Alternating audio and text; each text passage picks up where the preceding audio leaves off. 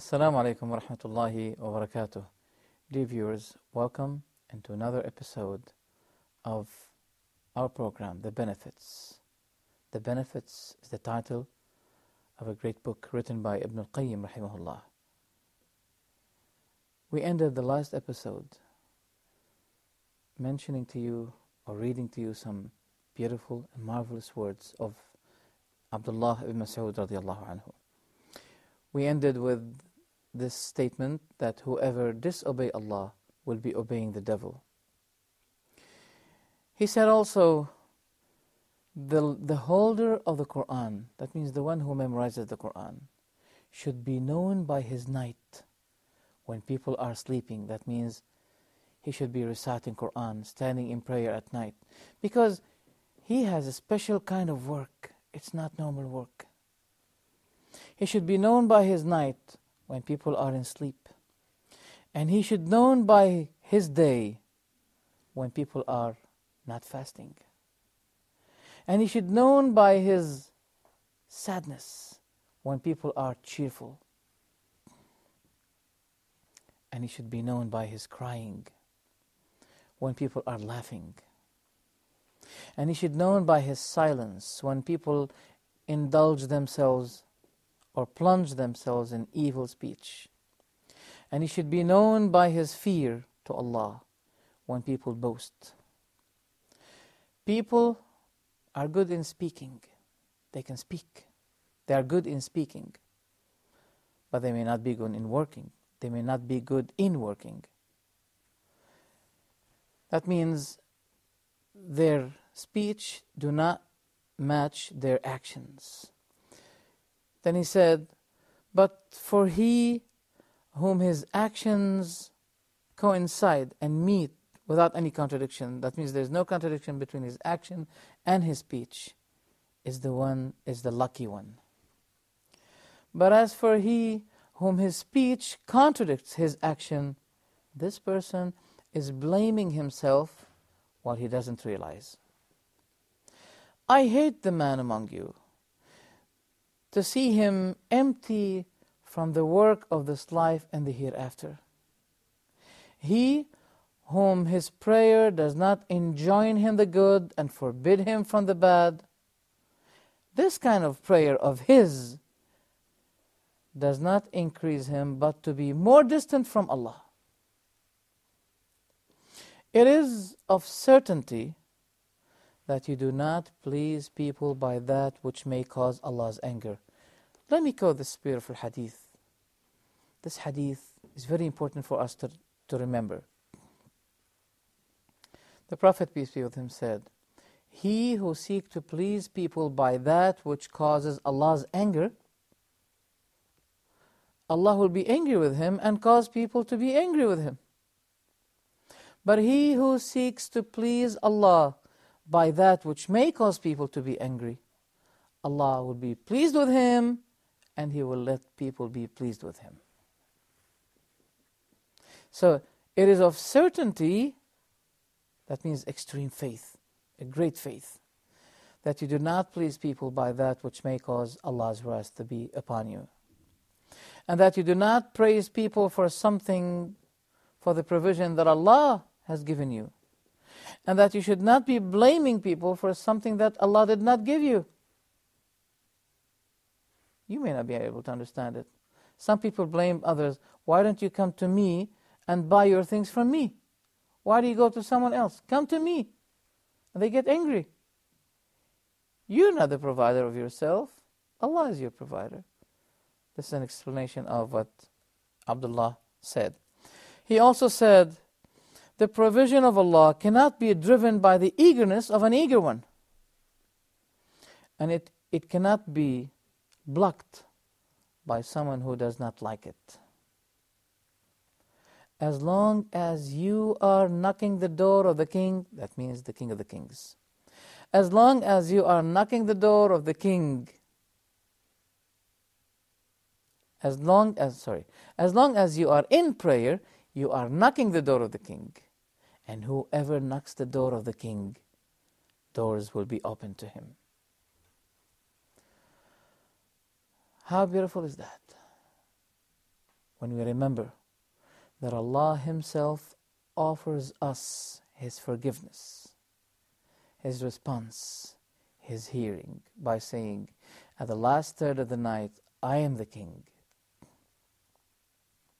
Who has any need, and I give him his need? Who seeks anything that I give him? Who seeks to forgive me, and I'm going to forgive him? And that's how it goes until the sun rises or until the Fajr comes. So as long as you are in prayer, you are knocking the door of the king. And he who knocks the door of the king, the doors will be opened for him, which means the doors of mercy. And there is no king on earth that can open the door for you at any time you want. But the King of the Kings, His doors are always available. There is no period of time that the doors of mercy of that King, the Almighty King, will be blocked at any time. I hold and I think that the person forgets the knowledge he used to be having in his chest because of the sin he commits. Knowledge is not by a multitude of narrations or memorizing the thing. No, but the true knowledge is the fear of Allah. You see the disbeliever, he has the best kind of bodies, but he has the worst kind of heart. That means he has a sick heart while he has a sound body. You may see also a believer who has the worst body, but he has the best heart. I swear by Allah, that's what he says. I swear by Allah that if your hearts got sick, that means spiritual sickness. If your hearts got sick and your bodies are huge and big and sound, you're still less in value than the cockroaches. The servant does not reach the reality of faith until it will be this. The one who slanders him, the one who praises him, in his perspective, both are equal. He doesn't care. He doesn't get biased to the one who praises him. No, both are the same, because he's not looking for his soul. He's not observing his own self. His utmost concern is the religion of Allah. And that's what the Prophet used to be. The Prophet never retaliated for himself, but he retaliates when the limits and the law of Allah is being violated. Then he said, a gaze that it may be looked, that means on a woman or something, the devil will be extremely greedy to corrupt you with. We don't forget what the Prophet said, that the sight on something which you're not allowed to see is, in a matter of fact, an arrow, that the devil will be causing this arrow to launch your heart. It will cause your heart injury. If a person seeks to be really fair and just, let him give to people what he loves people to give to him. It may be this. A short desire or lust, that means practiced on the wrong way.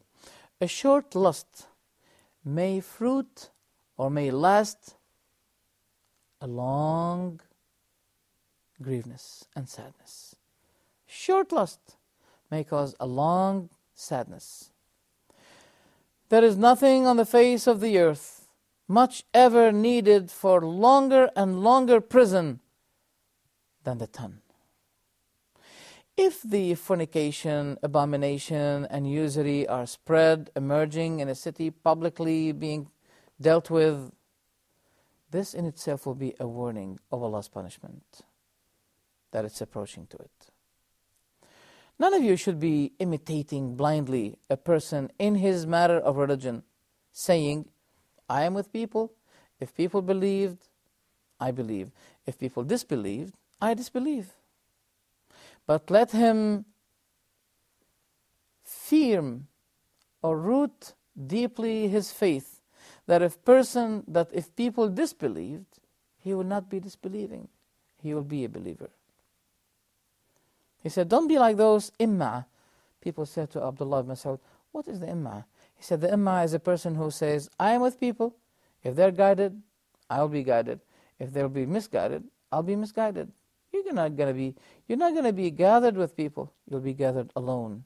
And those people whom you imitated blindly, they will not be saving you or supporting you or giving you at least one of their good deeds.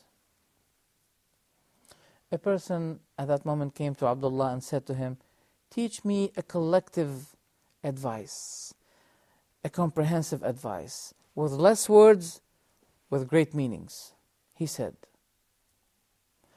worship Allah and set up no partners with Him, and go with the Quran wherever it goes with you. And who brought the truth for you or to you, you should accept it from him, even if he is a distant person, an enemy. And whoever brought to you the evil, reject it from him, even if he is close, beloved. Seek your heart in 3 spots, in 3 places. Seek, check, examine your heart. Check your heart on these 3 things. On hearing the Quran, on the assemblies of remembrance, and at the moments when you are alone. If you did not find a heart, if you did not find your heart active with you on these 3 places, that means you have no heart. Then ask Allah to grant you a heart, for you have no heart. These are the beautiful statements of Abdullah ibn Mas'ud radiallahu anhu. The source of those beautiful wisdoms, words of wisdom,